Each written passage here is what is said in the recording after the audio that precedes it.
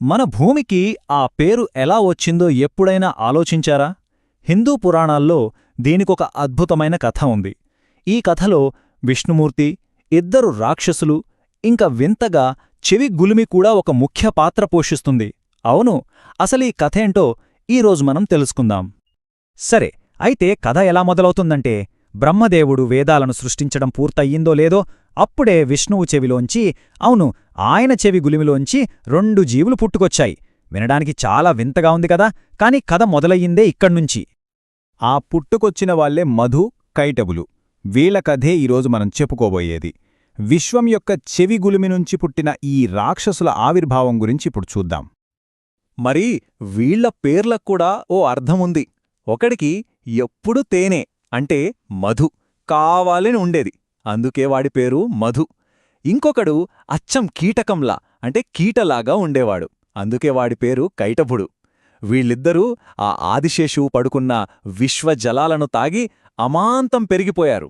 ఎంత బలం పెరిగిందో అంతకంటే ఎక్కువ అహంకారం పెరిగిపోయింది వాళ్లకి. ఇంత బలం వచ్చాక ఊరుకుంటారా? అస్సలు ఊరుకోలేదు. నేరుగా సృష్టికర్త బ్రహ్మ దగ్గరికే వెళ్లారు. మేమే ఈ విశ్వానికి సార్వభౌములం, మమ్మల్ని పూజించు అని డిమాండ్ చేశారు. బ్రహ్మను భయపెట్టడానికి ఆయన కూర్చున్న పద్మాసనాన్ని గట్టిగా కుదిపేశారు. ఆ దెబ్బకి బ్రహ్మ చేతిలో ఉన్న పవిత్రమైన వేదాలు జారి ఆ విశ్వజలాల్లో పడిపోయాయి. ఇంకేముంది, ఆ మధు కైటబులు ఆ వేదాలను దొంగిలించి నీటి అడుగున ఎక్కడో దాచిపెట్టేశారు. ఇప్పుడు పరిస్థితి చూడండి. సృష్టికర్తే ఒక రకంగా బందీ అయిపోయాడు. తన వేదాలు పోయాయి, రాక్షసులు కళ్లముందే విర్రవీగుతున్నారు. ఇక బ్రహ్మ ఏం చేశాడు? ఆయన ఆర్తనాదం ఎలా ఉందో చూద్దాం. ఇక వ్రేమకి వేరే దారి కనపడలేదు. నిస్సహాయంగా విష్ణువుని ప్రార్థించడం మొదలుపెట్టాడు. ఓ విశ్వరక్షకా, నన్ను కాపాడవా! నీ చెవి గులిమినుంచే పుట్టిన ఈ రాక్షసులతో పోరాడేంత శక్తి నాకు లేదని నీకు తెలియదా అని వేడుకున్నాడు. చూడండి, సృష్టికర్త నోటినుంచి ఈ మాటలొచ్చాయంటే ఆ రాక్షసులు ఎంత బలవంతులో అర్థం చేసుకోవచ్చు. కాని బ్రహ్మ ఎంత వేడుకున్నా విష్ణువు నుంచి సమాధానం లేదు. ఎందుకంటే ఆయన యోగనిద్రలో ఉన్నారు.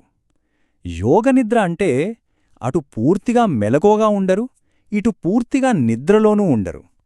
అదొక గాఢమైన ధ్యానస్థితి అన్నమాట. ఆ స్థితిలో ఉన్నప్పుడు బయట ఏం జరుగుతుందో అస్సలు తెలియదు. సరే, బ్రహ్మ ప్రార్థనలు ఫలించి విష్ణువు చివరికి యోగనిద్ర నుంచి మేల్కొన్నాడు. ఇక ఆ తర్వాత మొదలైంది అసలు కథ. ఒక భీకరమైన యుద్ధం, ఏకంగా 5000 సంవత్సరాలు సాగిన పోరాటం.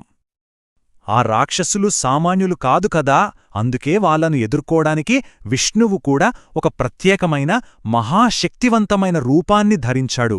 అదే హయగ్రీవ అవతారం, అంటే అశ్వముఖం, గుర్రం తల ఉన్న దేవుడి రూపం. ఆ రూపంలోనే ఆయన యుద్ధానికి సిద్ధమయ్యాడు. ఒకరోజు కాదు, ఒక నెల కాదు, ఏకంగా 5000 సంవత్సరాలు. ఆలోచించండి, 5000 ఏళ్లుపాటు ఆ యుద్ధం నాన్ స్టాప్గా జరిగింది. దీనిబట్టే మనం అర్థం చేసుకోవచ్చు ఆ రాక్షసులు ఎంతటి బలవంతులో. పోరాటం ఎంత భీకరంగా జరిగిందంటే అసలు ఎవరు గెలుస్తారో ఎవరు ఓడిపోతారో ఎవ్వరికీ అంతుపట్లేదు. 5000 ఏళ్ల తర్వాత విష్ణుకి ఒక విషయం స్పష్టంగా అర్థమైంది. వీళ్లని కేవలం కండబలంతో, శారీరక బలంతో ఓడించటం కుదరదు, అసాధ్యం. ఇక్కడే కథ ఒక అద్భుతమైన మలుపు తీసుకుంటోంది. బలానికి బదులు బుద్ధిని వాడాల్సిన సమయం వచ్చింది.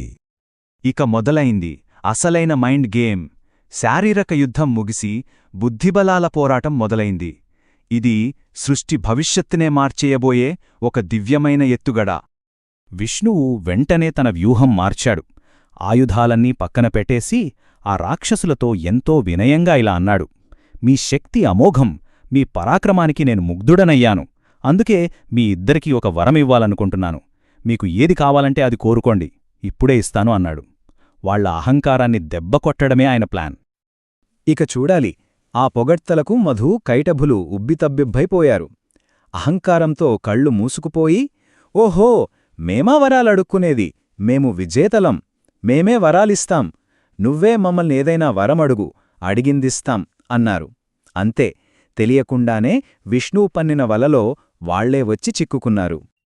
ఇక అస్సలైన ట్విస్ట్, విష్ణువు ముఖంలో ఒక చిన్న చిరునవ్వు, ఎంతో ప్రశాంతంగా.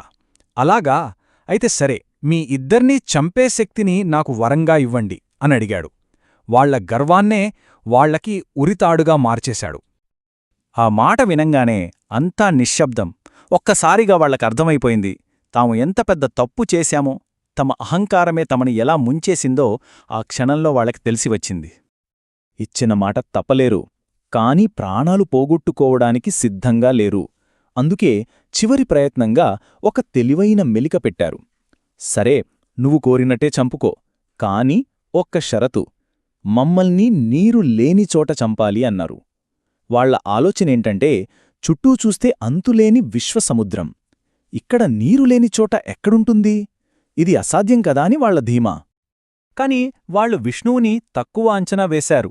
ఆయన వాళ్ల షరతుని కూడా అంతే తెలివిగా ఎదుర్కొన్నాడు. వెంటనే తన శరీరాన్ని విశ్వమంత పెద్దటిగా, ఆ నీటిపైన తేలియాడే ఒక మహాపర్వతంలా మార్చేశాడు. అప్పుడు నీటికి అంటకుండా ఉన్న తన విశాలమైన తొడలనే నీరు లేని ప్రదేశంగా చూపించాడు. ఇంకేముంది, వాళ్ల షరతు నెరవేరింది. ఇద్దరినీ తన తొడలమీద పడుకోబెట్టి వాళ్ల తలలు నరికేశాడు. వాళ్ల తెలివికి మించిన తెలివిని ప్రదర్శించాడు విష్ణువు. సరే, రాక్షసుల కథ ముగిసింది. కాని మన అసలు ప్రశ్న, భూమికి ఆ పేరు ఎలా వచ్చింది? ఇప్పుడు ఆ కథ యొక్క పర్యవసానమేంటో, భూమి ఎలా ఏర్పడిందో చూద్దాం. ఆ చనిపోయిన రాక్షసుల శరీరాల్లోంచి వచ్చిన మేధస్సు అంటే కొవ్వుని ఉపయోగించి భూమిని, నేలని సృష్టించమని విష్ణు బ్రహ్మకి సూచించాడు. ఆ మేధస్సునుంచే భూమి పుట్టింది కాబట్టి మన భూమికి మేధిని అనే పేరొచ్చిందన్నమాట. చూశారా కథ ఎక్కడ్నుంచెక్కడికి కనెక్ట్ అయిందో? కథ ఇక్కడితో అయిపోలేదు. ఇంకొన్ని ఆసక్తికరమైన విషయాలు ఉన్నాయి. మధు అనే రాక్షసుణ్ణి చంపడం వల్ల విష్ణువుకి మధుసూదనుడు అనే పేరు వచ్చింది.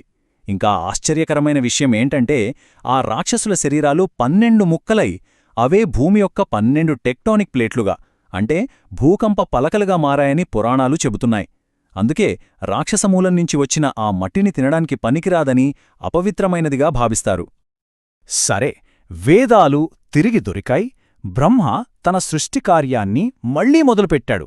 హమ్మయ్య, ఇక అంతా ప్రశాంతమే అనుకున్నాడు. కాని అసలు కథ అప్పుడే మొదలైంది. ఆయన కష్టాలు తీరలేదు, నిజానికి అప్పుడే మొదలయ్యాయి. అంటే ఈ కథ ఇక్కడతో ముగిసిపోలేదన్నమాట. దీని వెనుక ఇంకా పెద్ద కథే ఉంది.